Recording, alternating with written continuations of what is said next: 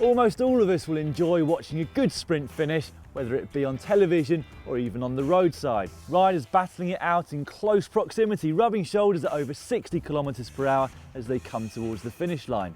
They make it look easy, however there are a lot of complications before you get your sprinting right. Timing, positioning and spatial awareness are all just as important as your maximum power output. So here is our Racesmart guide to getting the most from your sprinting. The first thing to know is that you need to save as much energy as possible before you launch your sprint. If you've spent a lot of time riding in the wind, then it's unlikely you're going to be fresh enough to give it your all in the last 200 metres. Try to use teammates or even your rivals to shelter behind, and if you feel that you need to be close to the front, then try to latch onto their wheel in order to get an armchair ride. We will often see the best sprinters in the world launching their sprint at 200 metres to go. However, they're almost undoubtedly going to be going faster than you on the run into the finish, so it's likely that you'll need to launch yours a little later in order not to start fading as the line approaches. Know the circuit and the weather conditions. On a closed road circuit, the point at which you launch your sprint will depend on the wind conditions and the gradient to the finish. If it's a tailwind, you can afford to start sprinting a little further from the finish, partly because you're going faster and partly because the riders behind you won't be getting so much shelter. Conversely, if it's a headwind or a slight uphill gradient, then you'll want to leave it as late as possible before making your move. Sprinting is inherently dangerous, so we'd like to recommend you to stay safe. Risking life and limb, and especially your £5 bike, probably isn't going to be worth it. Try not to make any sudden movements within the group, especially to the left or right. The group will be tightly packed as you approach the line, so it's likely that wheels will be overlapping and any sudden movements will cause a huge crash, so hold your line. Likewise, don't be slamming the brakes on unless it's absolutely necessary.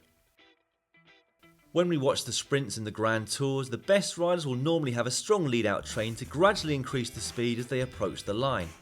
In domestic British races, this is a rare luxury, and so you'll have to be a little more clever. Momentum though is your friend in sprinting. It doesn't matter if you hit the front and launch your sprint at exactly the right time, if somebody behind you has got more momentum and is travelling 5 miles per hour quicker. Try and gauge the way that the bunch is swaying and moving around you, and you'll soon learn where to be at the right time and which side of the bunch is moving quicker. Positioning is absolutely crucial when it comes to sprinting. Of course, not even Mark Cavendish can start a sprint in 80th position and have a hope of winning the race. It's a talent which comes far easier to some than to others. We've already mentioned about hitting the front at the right time, but how do you get there? Well, one of the worst things that can happen is to get boxed in. This means getting stranded in the centre of the group with no way of getting out to actually sprint. In this situation, you can only hope that the gap opens up in front of you. Try to remain close to the side of the bunch with your wheel just slightly to the outside of the person in front of you. When it comes to actually launching your sprint, you want to make sure that you're in the right gear. Too hard and you'll struggle to make that jump that you need, and too easy and you'll have to change gear mid-sprint, which will slow you down. Finally, give it everything. So you've got everything right, you've positioned yourself well, you've hit the front at exactly the right time and in the right gear. Now what do? Well, that's easy. You have to give it absolutely everything you've got. That initial spurt should be as hard as you can possibly go, trying to put some daylight between yourself and those around you.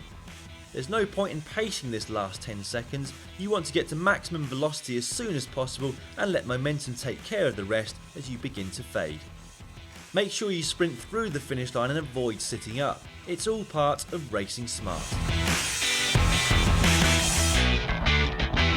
Positioning yourself well in a sprint is vital if you want to do well. It doesn't matter if you're the fastest sprinter in your group if you've wasted all your energy before you come close to the finishing line. So here is a Racesmart guide on how to do it right.